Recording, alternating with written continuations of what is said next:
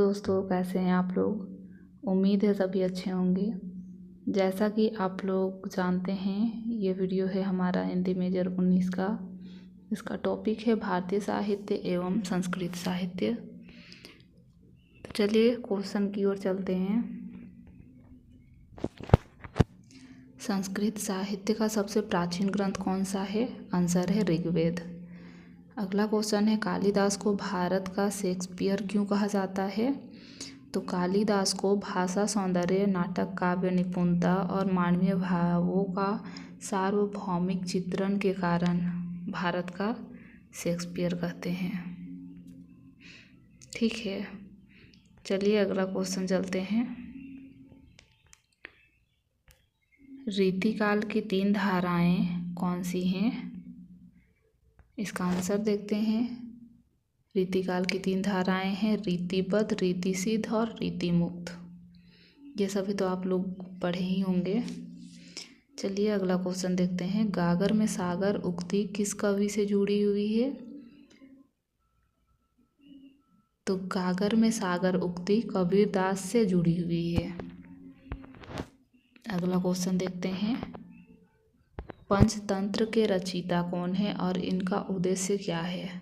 तो इनके रचयिता है विष्णु शर्मा और इनका उद्देश्य है नीति कथाओं के माध्यम से बच्चों और राजकुमारों को व्यवहारिक ज्ञान और राजधर्म सिखाना। चलिए अगला क्वेश्चन देखते हैं। दोहा छंद की परिभाषा लिखिए।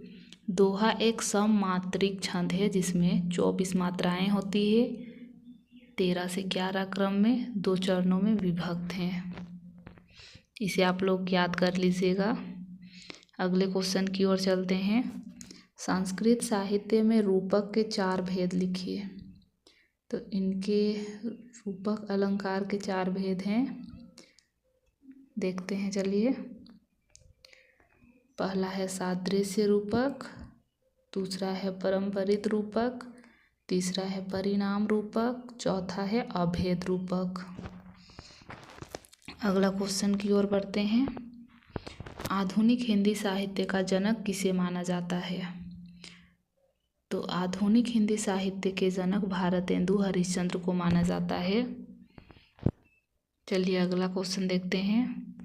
रामचरितमानस को लोक महाकाव्य क्यों कहा जाता है?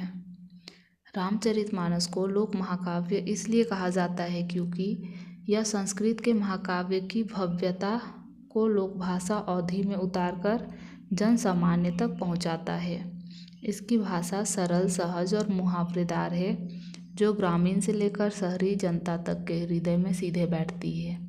तुलसीदास ने रामकथा को धर्मनीति, भक्ति और सामाजिक मर्यादा के ऐसे ताने बाने में बुना है जो हर वर्ग, जाति और आयु के व्यक्ति से जुड़ता है।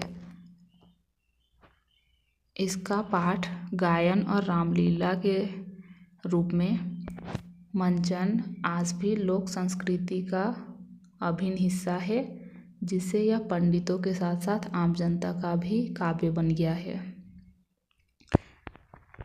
चलिए अगला क्वेश्चन देखते हैं। संस्कृत साहित्य के विकास को वैदिक, लौकिक और नाट्य साहित्य के आधार पर समझाइए। संस्कृत साहित्य का विकास 3 प्रमुख चरणों में हुआ है। इसमें पहला टॉपिक है वैदिक साहित्य, दूसरा है लौकिक साहित्य और तीसरा है नाट्य साहित्य। इनको अच्छे से परिभाषित करके समझाया गया है, आप लोग एक बार पढ़ लीजिएगा।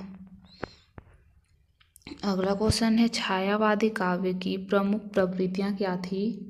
निराला या प्रसाद के काव्य के संदर्भ में विवेचन कीजिए। छायावादी काव्य 1920 से 1935 के आसपास हिंदी काव्य में आया। यह एक रोमांटिक आंदोलन है जिसकी प्रमुख प्रवृत्तियाँ ये रही।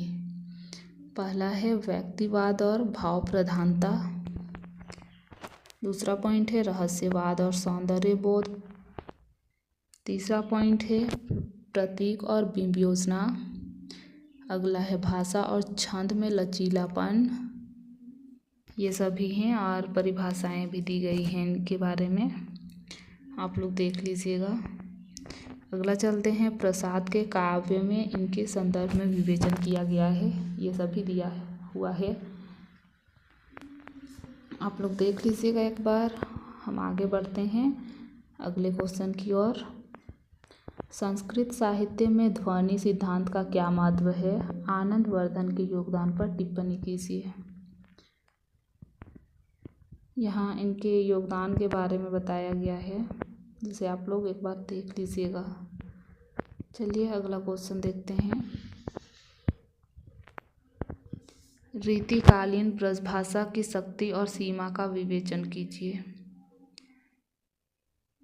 रीतिकाल में ब्रजभाषा काव्य की मुख्य वाहन भाषा रही है और उसकी अपनी विशिष्ट शक्ति और सीमा दोनों है। यहाँ शक्ति के बारे में परिभाषित किया हुआ है, आप लोग पढ़ लीजिएगा, और नीचे मिल जाएगा सीमा के बारे में भी, आप लोग एक बार देख लीजिएगा। हम लोग अगले क्वेश्चन की ओर चलते हैं। आधुनिक काल में हिंदी गद्य के विकास में पत्रकारिता की भूमिका स्पष्ट कीजिए।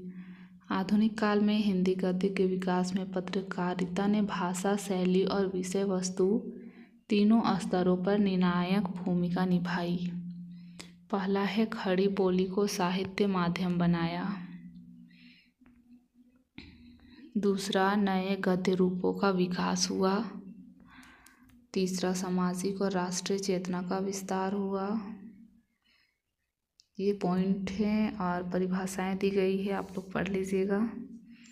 अगला क्वेश्चन है, भारतीय साहित्य पर पाश्चात्य प्रभाव का मूल्यांकन कीजिए। भारतेंदु युग इस संदर्भ में कितना महत्वपूर्ण है? तो भारतीय साहित्य पर पाश्चात्य प्रभाव 19वीं शताब्दी से विशेष रूप से स्पष्ट हुआ और इसने भाषा, विद्या और चिंतन तीनों को नया मोड़ दिया।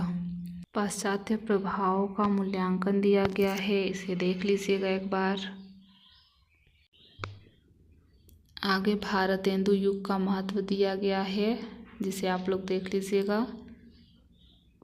ये क्वेश्चन यहीं ख़त्म करते हैं, मिलते हैं अगले वीडियो में, तब तक के लिए बाय।